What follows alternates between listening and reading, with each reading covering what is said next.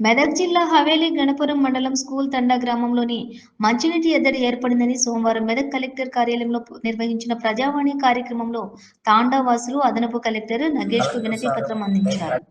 తాండావాసి మదన్ నాయక్ మాట్లాడుతూ అధికారులకు ఫిర్యాదు చేసినా పట్టించుకోవటం లేదని మెదక్ కలెక్టర్ కార్యాలయంలో ప్రజావాణి కార్యక్రమంలో ఫిర్యాదు చేశారు.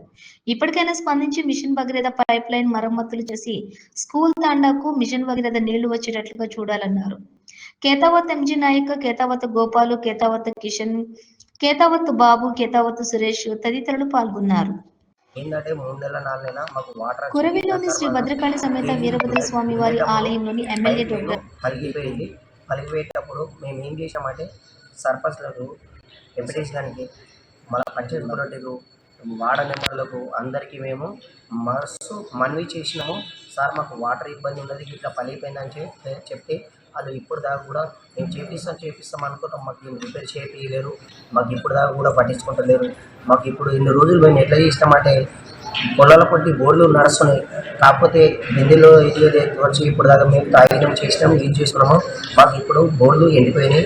మాకు వాటరు పిల్లలు హాలిడేస్ ఇచ్చారు, పిల్లలు వచ్చారు. మాకు ఇప్పుడు ఏమైనా వాటర్ చాలా ఇబ్బంది ఉంది సార్ ఇప్పుడు మాకు. ఎందుకంటే వేరేలో ఇంటి ముందు మాకు చాలా ఘోరంగా ఉంది సార్ పరిస్థితి.